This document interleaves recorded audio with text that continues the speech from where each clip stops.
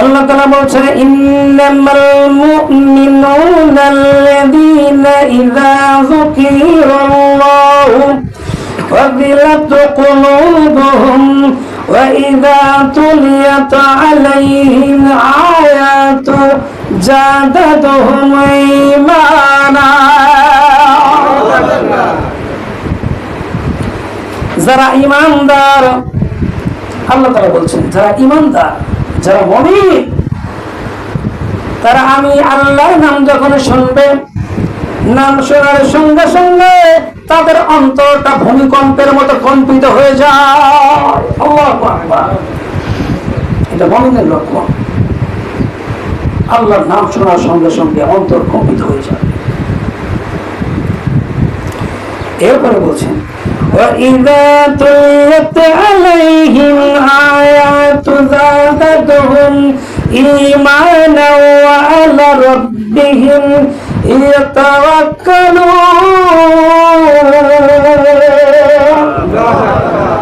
মুমিন বান্দারা যখন কোরআন তেলাওয়াত শুনবে তখন আল্লাহর প্রতি মহব্বত আর বেড়ে যায়, আল্লাহর প্রতি ভরসা আর বেড়ে যায়, ঈমান আর বাড়তে থাকে। এরপরে আমার আল্লাহ বলছেন আল্লাযীনা ইউকিমুনাস সালাতা ওয়া মিম্মা রাযাকনাহুম ইউনফিকুন। আর আমি আমার বান্দাদেরকে বলেছি সালাত প্রতিষ্ঠা করো। কি প্রতিষ্ঠা করো? মুমিন বান্দারা সালাত প্রতিষ্ঠা করবে, নামাজকে প্রতিষ্ঠা করবে। আর আমি যে সম্পদ তাদেরকে দিয়েছি, এবার আসেন মূল কথা, আমি যে সম্পদ তাদেরকে দিয়েছি, রিজিক দিয়েছি, তা থেকে বেছে বেছে আমার রাস্তায় খরচ করবে। কার রাস্তায়? আল্লাহর রাস্তায়। আল্লাহর হক, আল্লাহর হক হলো, এখানে আল্লাহকে আপনি চিনবেন, আল্লাহ কিভাবে দিবেন? আল্লাহ বলছেন আমার হক, তার মানে এটা গরিবের হক। কার হক? গরিবের হক। আল্লাহর রাস্তা এগুলো। একটা মাদ্রাসার দান করলেন, এটা আল্লাহর রাস্তা। মসজিদের কাজের জন্য দান করলেন, এটা আল্লাহর রাস্তা। অসহায় মিসকিনদের সাহায্য করলেন, এটা আল্লাহর রাস্তা। বেছে বেছে আমার রাস্তায় তারা খরচ করবে। মুমিন কারে বলে, ঈমানদার কারে বলে, কেমন করে ভূমিকম্প হয়ে যায় অন্তরের মধ্যে। বনী ইসরাঈলের একটা ঘটনা বলছি। 3 বন্ধু কাফেলা হয়ে যাচ্ছে কোন মরুভূমির রাস্তা দিয়ে। হঠাৎ করে মরুভূমির মধ্যে সাইক্লোন হচ্ছে। মরুভূমির ঝড় এত মারাত্মক, ঝড় যখন আরম্ভ হয়ে যায় এক পাশের বাকি উড়ে গিয়ে অন্য পাশে পাহাড় হয়ে যায়। এত মারাত্মক ঝড়। এখন কি করবে 3 জন? কোন দিশা না পেয়ে 3 জন বন্ধু একটা গুহার মধ্যে লুকায় পড়ছে। গুহাটা ছিল ঢালু, বাতাসের বেগে একটা বড় একটা পাথর গড়তে গড়তে সবাই গুহার মুখের মধ্যে আটকে গেছে। এখন আর উপায় আছে? 3 জন বন্ধু অনেক প্রচেষ্টা করার পরও কাওয়া নেই, পাথর এক চুলো সরাতে পারে না। এদিকে অক্সিজেন ভিতরে যতটুকু ছিল ততটুকুই, আর তো আসতেছে না। এখন উপায় কি? আমরা নিশ্চিত মারা পড়ব। তাহলে এসো আমরা পরামর্শ করি। আমাদের জীবনে চিন্তা করে দেখো কোন একটা ভালো কাজ যেটা আল্লাহর সন্তুষ্টির জন্য আমরা করব, ওই কথাগুলো চিন্তা করে আজকে আমরা দোয়া করব। ঠিক আছে? 3 জন মুরাকাবায় বসেছে। একজন বলতে লাগলো, আমার একটা বিশাল গরুর বাতান ছিল, ছাগলের বাতান ছিল, গোয়াল ছিল, পাল ছিল, একটা রাখাল ছিল। রাখাল খুবই নিষ্ঠাবান। প্রতিদিন সকালবেলায় রাখাল খাবার খাওয়াতে নিয়ে যায় পালগুলো, সন্ধ্যাবেলায় নিষ্ঠার সাথে ফিরে আসতো। মাসের পর মাস যেত, কিন্তু বেতন নিত না। বলতাম, বাবা আমার বেতনটা তুমি নিয়ে নাও। সে বলতো, না হুজুর, আমার যখন প্রয়োজন হয় তখন আমি আপনার কাছ থেকে নেব, এখন আমি টাকা দেব না। বেশ কয়েক বছর রাখাল আমার কাজ করলো আমার বাড়িতে। কাজ করার পরে হঠাৎ করে রাখাল উঠাও, রাখাল নাই, নাই তো নাই নাই, অনেক খোঁজাখুঁজির পরেও রাখালকে পেলাম না। কিন্তু রাখালের যে আমানত ছিল আমার কাছে টাকাগুলো, আল্লাহি আল্লাহি আল্লাহি আল্লাহ শপথ করে বলছি মালিক, আমি তোমার শপথ করে বলছি, ওই টাকাগুলো আমি ভেঙে খাই নাই। ওই টাকা দিয়া কয়েকটা ছাগল কিনলাম, ছাগল কেনার পরে ওই ছাগলগুলো পালতে লাগলাম, খাওয়াতে খাওয়াতে কয়েকটা বছর চলে গেল, এরপর ছাগলের বিশাল একটা পাল হয়ে গেছে। আল্লাহু আকবার। হঠাৎ করে ধুলায় ধূসরিত চেহারা একজন লোক আমার কাছে আসলো, হুজুর আপনি আমাকে চিনতে পারছেন? আমি আপনার গোলাম ছিলাম, রাখা ছিলাম। তুমি আমার রাখা ছিলে? হ্যাঁ। যাই হোক, কেন আসছো? হুজুর আপনার কাছে কিছু পাওনা ছিল আমার। হ্যাঁ অবশ্যই পাওনা আছে আমার কাছে। তাহলে পাওনাটা পরিশোধ করেন, টাকাটা দেন। এভাবে আঙুল দিয়ে দেখিয়ে দিচ্ছেন, ওই যে দেখো বাতান, বিশাল একটা গোয়াল, ওই গোয়ালের মধ্যে যত গরু ছাগল আছে সব তোমার, নিয়ে যাও। দিল দেখছেন? মুমিনদের দিল দেখছেন? ফকির আসলে পরে দেখে পকেটের কোনায় সবচেয়ে ছোট নোট সিরামের কোনটা আছে। মুমিন মুমিন দাবি করেন। আমানত ভাঙে খাওয়ার অবস্থা বাংলাদেশের লোক। আমানত বোঝেন? আমানত কাকে বলে? والذين هم لأمانتهم وعهدهم راعون। যারা মুমিন বান্দা, তারা কখনোই অন্যের আমানত নষ্ট করতে পারে না, ও আমাদের খেয়ানত করতেই পারে না। এটা মুমিনদের বৈশিষ্ট্য। এবার রাখাল বলতেছে, হুজুর আপনি কি আমার সাথে মশকরা করেন নাকি? মাত্র কয়েকটা টাকা পাই আপনার কাছে, আর আপনি বিশাল আপনার ছাগলের বাগান দেখা দিচ্ছেন, কত টাকা কি আমার নাকি? ওরা অসম্ভব কথা। এবার ওই বেচারা বলছে, হুজুর আমার টাকা আমাকে পরিশোধ করে দেন। মনিব বলতেছে, বাদান রে, তোমার যে টাকা কয়টা ছিল ওই টাকা দিয়ে আমি কয়টা ছাগল কিনছিলাম। ছাগল কেনার পর সেই ছাগল থেকে অনেকগুলো ছাগল হয়ে গেছে, এগুলো সব তোমার বাবা, তুমি নিয়ে যাও। প্রাণ ভরে দেওয়া করতেছে, মালিক ওই দিন আমি অন্যের আমানত নষ্ট করি নাই, আজকে মহাবিপদে পড়েছি, এই গুহার মধ্যে আমরা তিনজন আটকা পড়েছি, নিশ্চিত মরিত তো আজকে আমরা। ওই ভালো কাজটা যদি তোমার সন্তুষ্টির জন্যই করে থাকি, আল্লাহ রাব্বুল আলামিন আজকে আমাদেরকে মাফ করে দাও, আমাদের বিপদ থেকে বাঁচাও। সঙ্গে সঙ্গে একটা দমকা হাওয়া আসলো, দমকা হাওয়া আসার সঙ্গে সঙ্গে পাথরটা একটু সরে গেল। এবার বাইরে থেকে বাতাস আর আলো আসা শুরু করে দিয়েছে। এবার বাঁচার একটা কায়দা হয়েছে, অক্সিজেন আসতেছে, কিন্তু এতটুকুই ভাগ হয়েছে যে একজন মানুষ প্রবেশ করা সম্ভব নয়। দ্বিতীয় জন মরা কাবায় বসেছে, সে বলতেছে, আল্লাহ রাব্বুল আলামিন আমার একটা ভালো কাজ মনে পড়ে গেল। আমার একটা চাচাতো বোন ছিল, ছেলেবেলা থেকেই আমি তাকে খুবই পছন্দ করতাম। ভাগ্যক্রমে চাচাতো বোনের অন্যথায় বিয়ে হয়ে যায়, কিন্তু আমার মধ্যে শয়তান প্রবঞ্চনা দিল, কোনদিন যদি সুযোগ পাই তাহলে আমি তাকে ছাড় দেব না। আমার মনের মধ্যে শয়তান প্রবঞ্চনা দিল। এরপর আমার স্বাস্থ্য বোন বিয়ে হয়ে গেল। বিয়ে হওয়ার পর বেশ কিছুদিন সংসার করার পর তার স্বামী অসুস্থ হয়ে গেল, গরিব হয়ে গেল। এবার এমন অবস্থা, ঘরে আর খাবারই নাই। সন্তান তো খাবারের জন্য কাটা কবুতরের মতো ছটফট করতেছে। কি করবে? পিতামাতা না খেয়ে থাকতে পারে, সন্তানের কান্না কি সহ্য হয়? সহ্য হয়? সহ্য হয়। অনেক খোঁজাখুঁজির পরে কারো কাছে সাহায্য না পেয়ে ওই চাচাতো ভাইয়ের কাছে গেছে, ভাই আমাকে একটু সাহায্য করো, তুমি তো অনেক বিভবী ধনী, আমাকে একটু সাহায্য করো, আমাকে কিছু ধার দাও। পাইছেনি সুযোগ।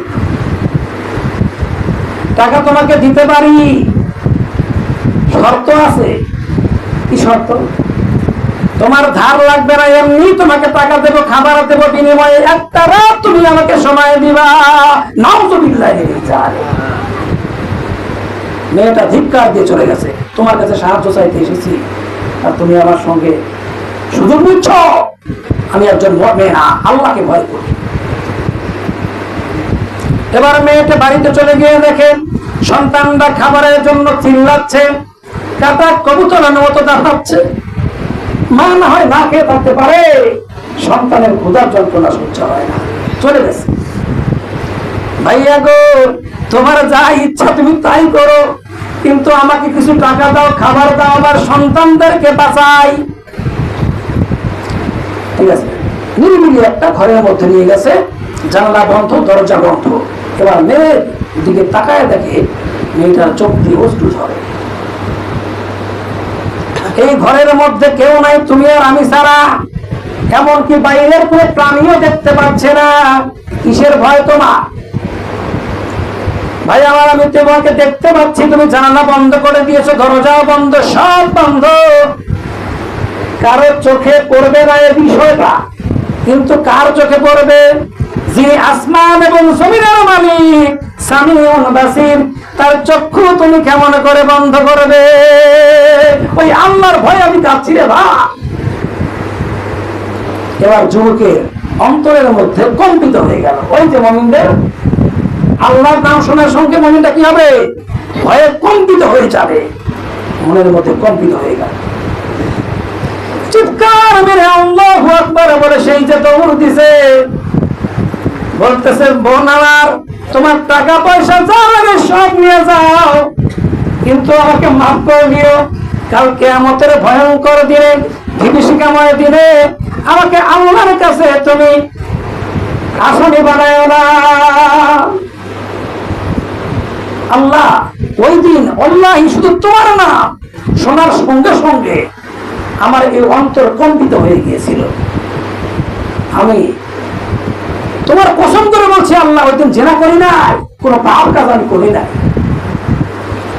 ওই কাজটা যদি তোমার সন্তুষ্টির জন্যই করে থাকি, জেনা থেকে ফিরে আসে কি এত সহজ জিনিস নাকি? কথা কি বোঝেন না? জেনা থেকে ফিরে আসে কি এত সহজ জিনিস না, এত সহজ নয়। শয়তানের সবচাইতে বড় অস্ত্র, সবচাইতে বড় অস্ত্র হলো এই জেনা, যেটা এখন মানুষ অহরহ করে বেড়াচ্ছে। খাওয়া দাওয়ার মতো সহজ হয়ে গেছে এটা। জেনা থেকে তো ফিরে আসবে, সেটাই মুমিন, সেই হলো মুমিন, সেই হলো প্রকৃত ঈমানদার। আল্লাহ ওই দিনের ওই কাজটা যদি তোমার পছন্দ হয়ে থাকে, ও মালিক আজকে আমাকে তুমি মাফ করে দাও, এই বিপদ থেকে বাঁচায়া দাও। সঙ্গে সঙ্গে একটা বাতাস আসলো, আবার পাথরটা একটু সরে গেল। আল্লাহু আকবার। এবার বাইরে থেকে আলো বাতাস বেশি বেশি করে আসা শুরু করে দিয়েছে, কিন্তু এতটাও ভাগ হয় নাই যে একটা মানুষ বাইরে বের হবে। এবার তৃতীয় জন মোরাকাবায় বসছে। মোরাকাবায় বসে সে বলতেছে, মালিক আমার তেমন কোনো সম্পদ ছিল না, শুধু একটা গাভী ছিল। সারাদিন গাভীটাকে লালন পালন করার পরে বিকেল বেলায় দুধ দিত। ওই দুধ দহন করার পরে যতক্ষণ না পর্যন্ত আমার বৃদ্ধ পিতা মাতাকে না খাওয়াতাম, ততক্ষণ পর্যন্ত আমার স্ত্রীকেও দিতাম না, আমার সন্তানদেরকেও দিতাম না। একদিন দেখি আব্বা মা দুজনে ঘুমাইছে গেছে। এমন উপায় কি? ছেলে মেয়ে পা ধরে ধরে কাঁদতেছে, আব্বা গো ক্ষুধার যন্ত্রণায় শেষ হয়ে গেলাম, একটু দুধ দাও খাই। কিন্তু ওই দিন ও মালিক তুমি তো কোরআনের মধ্যে বলেছো, ওয়াকাদা রাব্বুকা আল্লা তা'বুদু ইল্লা ইয়াহু ওয়া বিল ওয়ালিদাইনি ইহসানা। আল্লাহ কোরআনের মধ্যে বলছে, আমার ইবাদতের পরে, আমার মাতা সত্যের পরে অবশ্যই তোমরা তোমাদের পিতা মাতার সেবা করবে। কয়জন করেন? এটা ফরজ। আল্লাহ বলছেন, আল্লাহর হুকুম, আমার ইবাদতের পরেই তোমার পিতা মাতার সেবা করো। পিতা মাতাকে থুইয়া মাথায় যায় খবর নাই। হুয়া জান্নাতুকা ওয়া নারুকা, পিতা মাতা তোর জান্নাত, পিতা মাতা তোর জাহান্নাম। পিতা মাতা সবচাইতে বড়, ঠিক কিনা? পিতা মাতা না থাকলে তুমি দুনিয়া আসছো, পিতা মাতাকে বাদ দেওয়ার খবর না, পীরের পাঁচ একটা বসে রয়েছে, বছরের মাথা যায়। তোর ঘরের মধ্যে সবচাইতে বড় পীর বসে রয়েছে। আল্লাহর হুকুম, আল্লাহর খরচ, এটা খরচ। খরচ বাদ দিয়ে তুমি চলে গেছো আর একজন হয়ে গেছে না, পিতা মাতাকে বাদ দেওয়ার খবর নাই।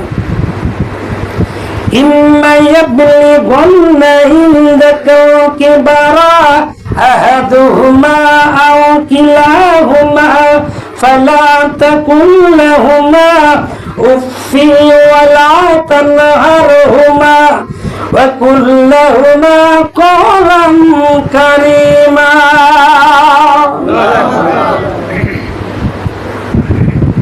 পিতামাতার মধ্যে যদি তোমার জীবদ্দশায় একজনকে পাও অথবা দুইজন বৃদ্ধ হয়ে গেছে, তাদের সেবা করো। ফালা তাকুল্লাহুমা, খবরদার চোখ মোটা করে কথা বলো না, ঝাড়ি দিয়ে কথা বলো না। উফফি ওয়ালা তানহারহুমা, খবরদার উফ শব্দটা বলো না, খবরদার। আল্লাহ বলছেন উফ শব্দটা বলো না। উফফি ওয়ালা তানহারহুমা ফালা তাকুল্লাহুমা ওয়া কুল লাহুমা কওলান কারীমা। পিতা মাতার সঙ্গে সবচাইতে সুন্দর ব্যবহার তুমি করো। সবচাইতে সুন্দর যে ব্যবহারটা, ওটা পিতা মাতার সঙ্গে করো। আর পিতা মাতা করে গালাগালি, শ্বশুর শাশুড়ি করে আব্বা আম্মা। সাবধান, সাবধান হয়ে যায়। আল্লাহ রাব্বুল আলামিন বলছেন এটা ফরজ, পিতা মাতার সেবা করো।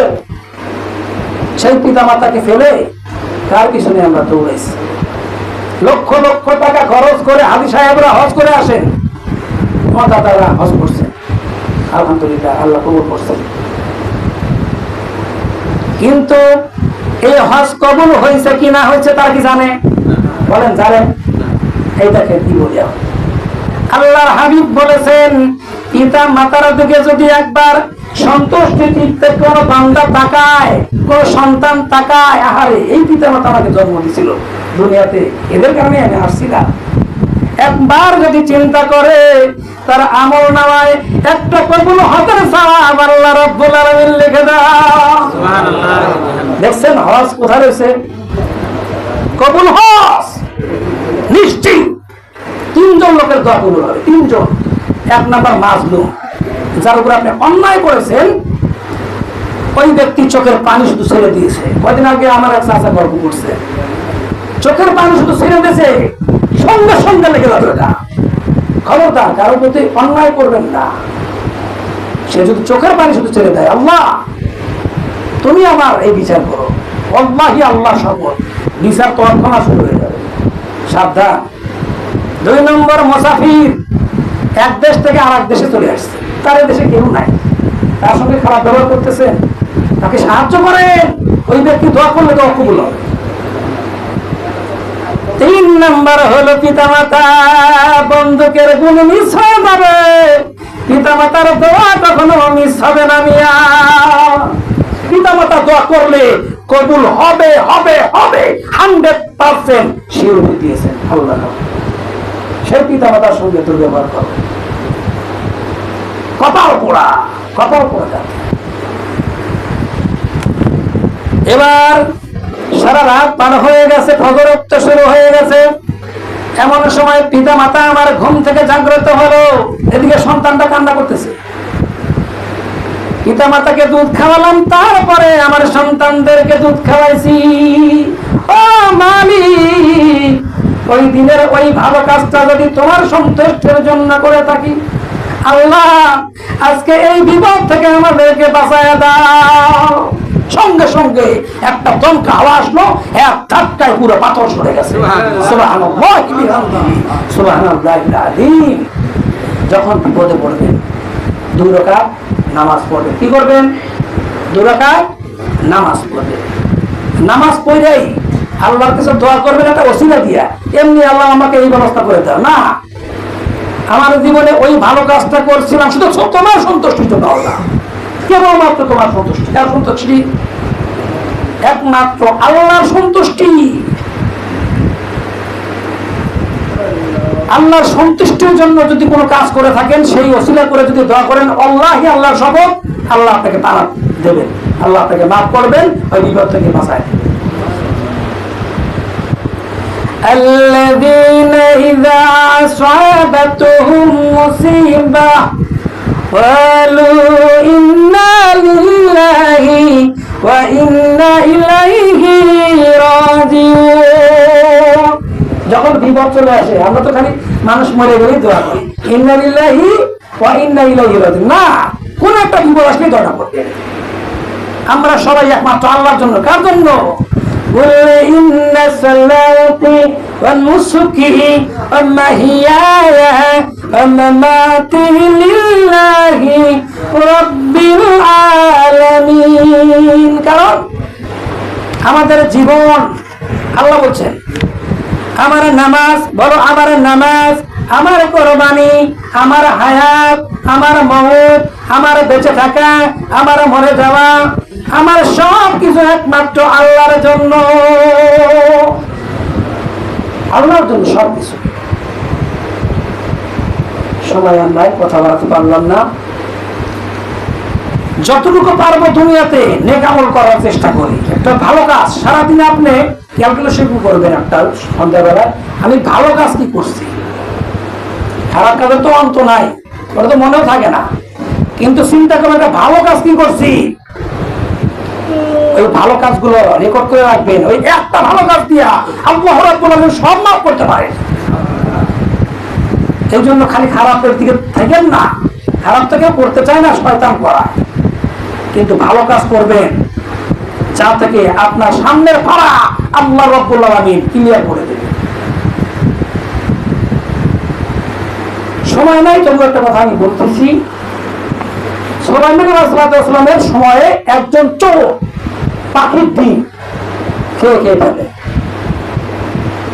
এবার প্রজারা বলতেছে, হুজুর আমরা তো সহ্য করতে পারছি না, এই পাখিরা যা বিচার দিচ্ছে, আমাদের এইভাবে সন্তানদেরকে শেষ করে দিচ্ছে, ডিম খেয়ে বলতেছে, আপনি সাহায্য করুন। সুলাইমান আলাইহিস সালাম হাজার হাজার জিন পালতে, জিন পাঠা দিচ্ছে, যা ওকে ধাক্কা দিয়ে